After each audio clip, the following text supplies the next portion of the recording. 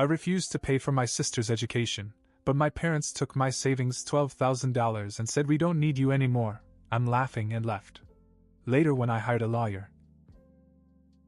When I was 18, I didn't know what I wanted to do with my life. I just graduated from high school, and while most of my friends were rushing off to college or trade school, I felt stuck. My grades weren't great, so my options were limited. I thought I'd take a year off to think, work, and figure things out. But my parents thought that was just another sign that I was a failure. In their eyes, all their hopes and dreams were pinned on my younger sister, Ashley. She had graduated from high school the same year as me. Yes, we're that close in age, and she was their golden child. Straight A student, honors programs, scholarships, the works. My parents didn't just think she was smarter than me, they knew it, and they didn't hesitate to remind me of it every chance they got. So when Ashley decided she wanted to go to an expensive private university far beyond what her scholarships could cover, my parents came to me with a proposition, or rather, a demand. "We need you to help pay Ashley's tuition," my dad said one night at dinner. At first I thought he was joking. "What? Why me? I don't even have that kind of money." "You have $12,000 in your savings account," my mother said matter-of-factly. "That's enough to get you through at least the first year. You're not going to college now anyway, so it's just sitting there." I froze. This money wasn't just sitting there. I'd worked for it all through high school, doing odd jobs, working weekends at a diner, mowing lawns, whatever I could find. I saved every penny because I didn't want to be stuck with no options when I finally figured out what I wanted to do. "This is my money," I said, trying to stay calm. "I saved it for me, not for Ashley. She's already got scholarships. I'm not giving it to her." My dad stared at me like I just slapped him. "Are you kidding me? You're not even doing anything with your life right now. Ashley's going to make something of herself, and you're going to sit here and let her struggle?" I felt my stomach churn. "It's not my responsibility to pay for her college. She's your daughter, not mine." That's when things escalated. My mom jumped in, saying how selfish I was, how I'd always been the problem child, how they'd done everything for me, and now it was my turn to give back to the family. Ashley just sat there, arms folded, with that smug little grin on her face, like she knew they'd get their way in the end. I refused again, and the conversation ended with my dad storming out of the room and my mom calling me ungrateful.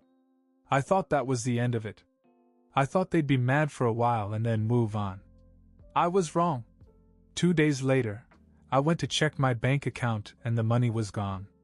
All $12,000 just gone. I panicked and confronted my parents. "You stole my money!" I yelled. My dad didn't even blink. "We didn't steal it. We were using it for the family. You weren't going to use it anyway. You had no right. That was my money. It's our house, our rules," he said coldly. "If you don't like them, you can leave." Then my mother chimed in, echoing his words. "We don't need you anymore. You've been a disappointment from the beginning. You had no intelligence, and now you don't even have any money. So get out." It felt like a punch in the gut. I couldn't believe what I was hearing. My parents, my own parents, had basically disowned me because of money. I laughed though. Not because it was funny, but because the whole situation was so absurd that it didn't feel real. "Fine," I said. "I'm out of here." I packed a bag that night.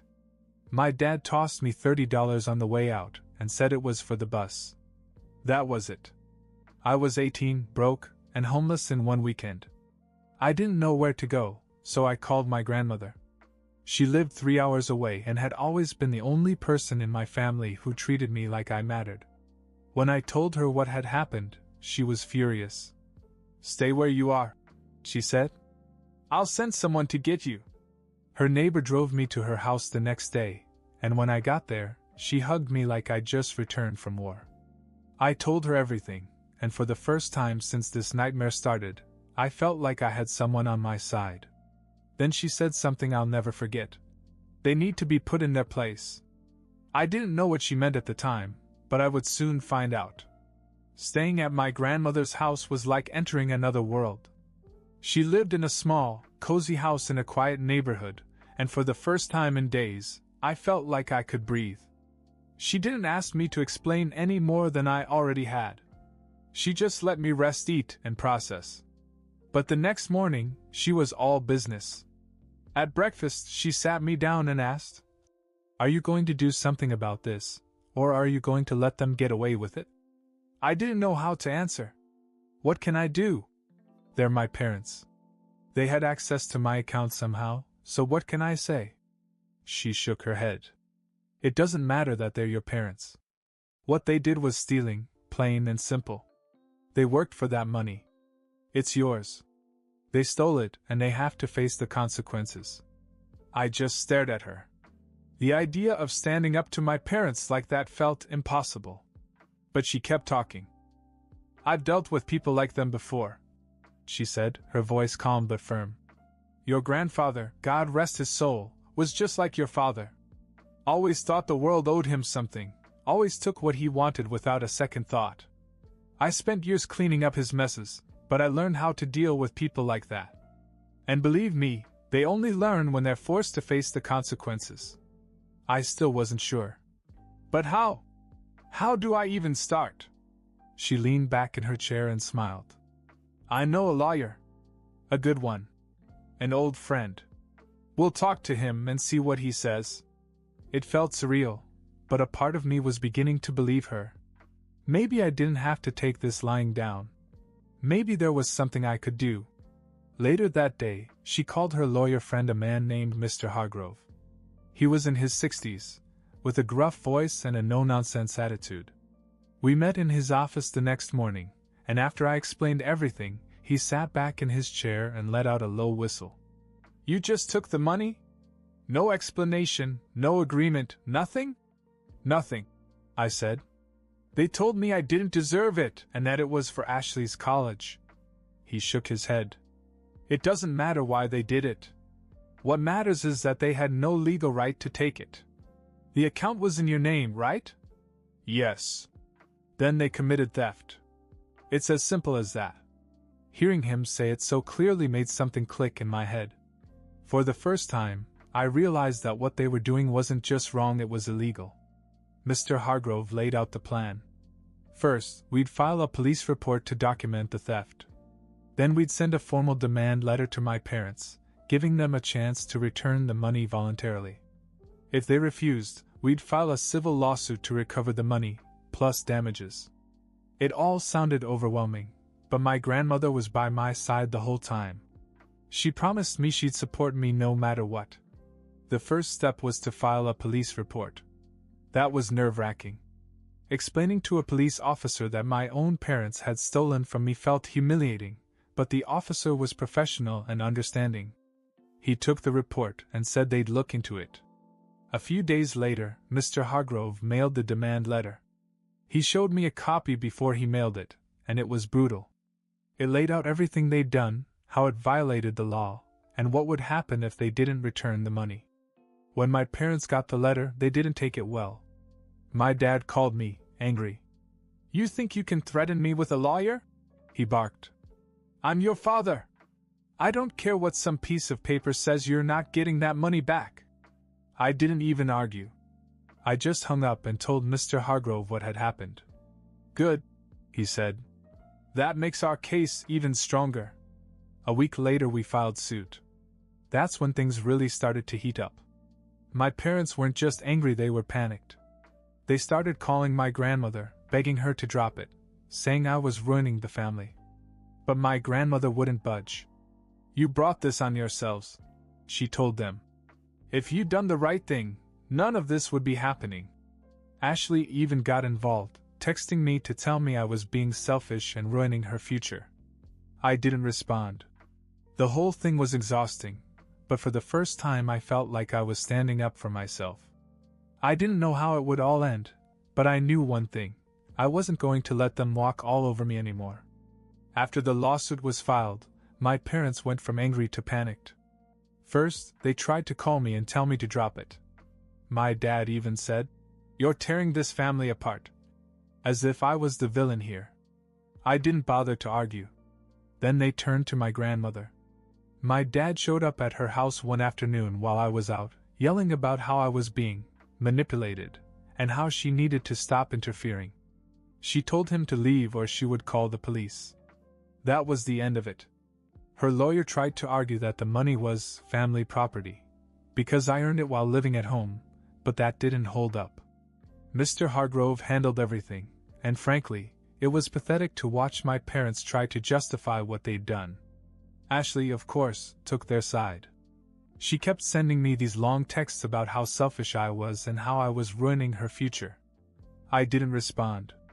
There was no point. As things progressed, it became obvious that they were struggling. They started selling things, furniture, appliances, whatever they could, probably to pay their lawyer. It was strange to see the tables turning. They had stolen from me because they thought I didn't matter, but now they were the ones desperate for money. My grandmother remained rock solid through it all. She kept reminding me that I had every right to fight for what was mine. For the first time, I actually believed her. The trial was coming up, and I knew things would get worse before they got better. But I was ready. For once, I wasn't going to back down. The trial felt like the culmination of a nightmare I never wanted to live through. Sitting in that courtroom, I couldn't shake how surreal it was.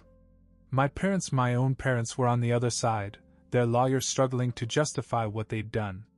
My father looked angry, his face flushed, as if he could barely hold himself together. My mother sat stiffly, not meeting my eyes, and Ashley? She wasn't even there. I wasn't surprised. Mr. Hargrove laid everything out clearly and methodically, breaking it down in a way that even I could follow. He had all the evidence: bank records showing the unauthorized withdrawal, proof that the account was solely in my name, and even statements from my former employer confirming that I had earned the money myself. Her lawyer's defense, on the other hand, was weak. They argued that the money was family property, because I'd earned it while living at home. Then they pivoted and claimed that I'd verbally agreed to let them use the money for Ashley's tuition. It was a lie, plain and simple, and Mr. Hargrove shredded it. The judge didn't seem to be impressed with their arguments, and I could see my dad getting more and more tense as the case went on. When the verdict came down, I could almost feel the weight off my shoulders. My father was found guilty of theft. The judge sentenced him to 2 years of home confinement, and ordered him to pay back the $12,000, along with additional fines and court costs. My mother, though not directly responsible for the theft, was given a formal warning for her role in the situation. Hearing the verdict was a strange mix of emotions. On the one hand, I felt relief. I'd won. Justice had been done. But on the other hand, it was my family who sat there, defeated and humiliated. I hadn't just burned bridges with them, I had practically blown them up. As I left the courtroom, I passed my father in the hallway. He was staring at me, his face full of resentment. He didn't say anything, but his expression said it all. I was no longer his son. My mother avoided eye contact completely. Not a word of apology. When we got back to my grandmother's house, she hugged me tightly. "You did the right thing," she told me. "No matter how hard it feels, remember that." I nodded, but her words didn't sink in right away. I kept replaying the trial in my mind, wondering how it had come to this. They were my parents. I didn't want to destroy them, but they had left me no choice. The fallout didn't stop there. Ashley, who had been so vocal about how I was ruining the family, went completely silent. No more texts, no phone calls, nothing. Before, she would have jumped at any chance to remind me that she was the smart one, or that I'd never be able to keep up. Now, not a word. I learned from mutual acquaintances that my parents were struggling financially after the trial. They had to sell more of their belongings to pay the fines and legal fees, and my dad was stuck at home under house arrest. Part of me felt sorry for them, but another part couldn't forget how easily they had betrayed me. Winning the case wasn't just about getting my money back, it was about standing up for myself after years of being treated like I didn't matter.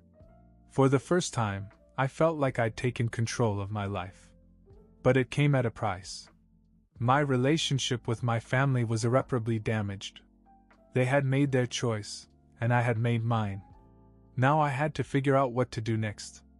At least this time, I knew I'd do it on my own terms. The dust was beginning to settle after the trial.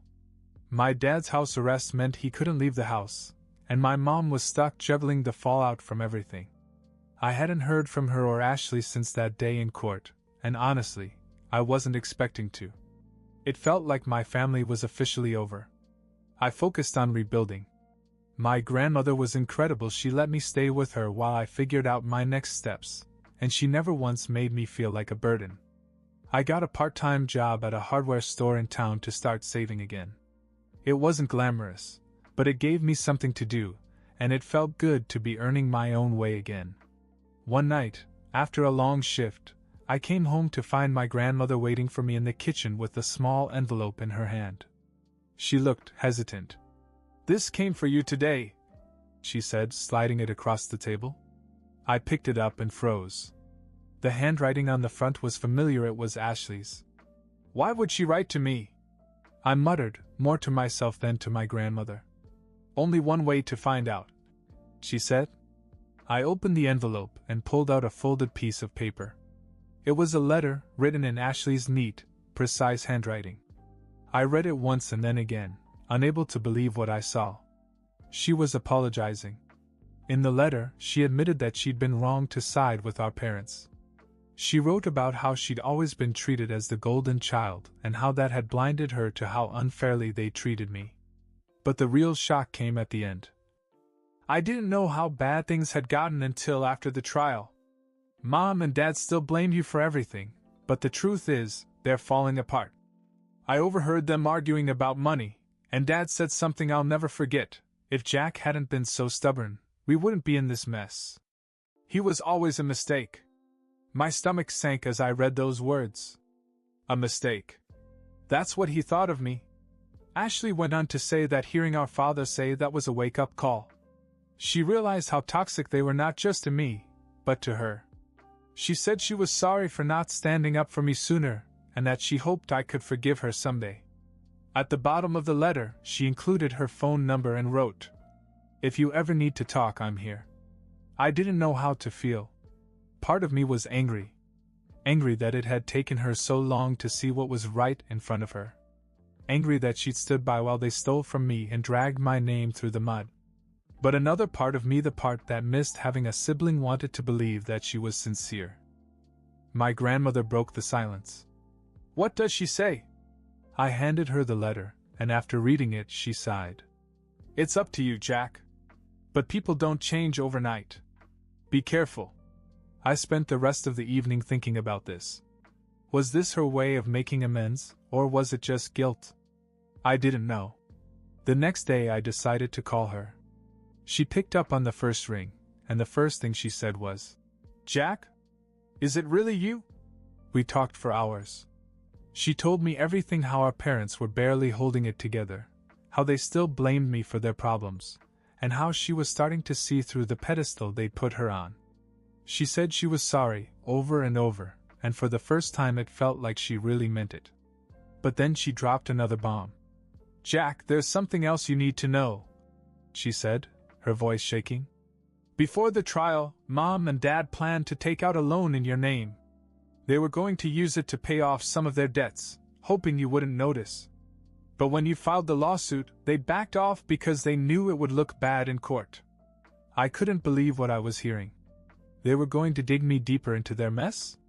If I hadn't stood up for myself, they could have ruined my credit before I even had a chance to build a life. "That's why I'm calling," she continued. "I don't want to play their games anymore. I don't know what I'm going to do, but I can't stay with them. Not after everything."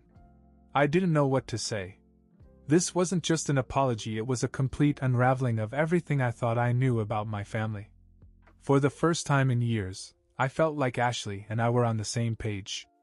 I told her she could call me anytime, and though I wasn't ready to fully trust her, I realized something important. I didn't have to deal with this alone anymore. Our family may have been broken beyond repair, but maybe, just maybe, we could start building something new out of the wreckage. A week after my talk with Ashley, my grandmother sat me down. She had this look on her face like she'd been going over something in her head for days. "Jack, I have something to tell you," she said. "I didn't want to bring it up before the trial because I didn't want to overwhelm you, but there's more to what your parents are planning." I immediately felt a knot in my stomach. "What do you mean?" She took a deep breath. "Before the trial, I overheard a conversation your parents didn't know I was listening to. It was during a family gathering that I didn't go to. Your mother thought I was in the other room, but I heard every word. They were talking about taking out a loan in your name. Your dad said you weren't smart enough to notice, and your mom agreed it was the only way to solve their problems." I froze. So Ashley was telling the truth. "I didn't know how to tell you at the time," she went on. "But after that, I knew I had to help you fight back. I wasn't going to let them ruin you." Hearing that from my grandmother solidified everything for me. My parents weren't just selfish, they were dangerous. They didn't see me as a person. They saw me as a tool, something to be exploited for their own gain. That's when I made my decision. I was done with them.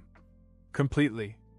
I blocked their numbers, deleted them from my social media, and told my grandmother not to forward any messages from them. For all intents and purposes, they were strangers to me now. But Ashley was different. She was trying to make amends, and while I wasn't ready to fully trust her, I didn't want to shut her out completely.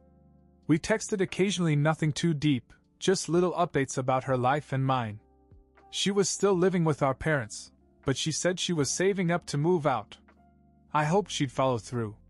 After 3 months of living with my grandmother, I finally felt ready to take the next step. With her help, I found a small studio apartment across town. It wasn't much, a tiny kitchen, a single window, and second-hand furniture, but it was mine. I was independent for the first time in my life.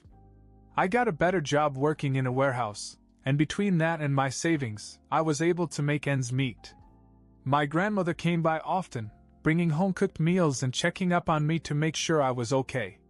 She always said how proud she was of me, and hearing that meant more than she probably realized. I haven't spoken to my parents since the trial, and I don't plan to.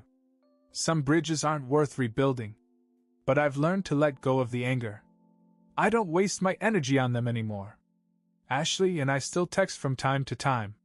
She's tried to be nice, and although a part of me is still suspicious, I can see that she's trying to change. Maybe one day we'll have a real relationship, but for now I'm taking it slow. Living alone hasn't been easy, but it's been worth it. Every time I pay my rent or cook dinner in my little kitchen, I feel a sense of pride I never had before. My parents tried to take everything away from me, but they failed. I'm free now. And for the first time, I know exactly who I want to be, someone they'll never control again.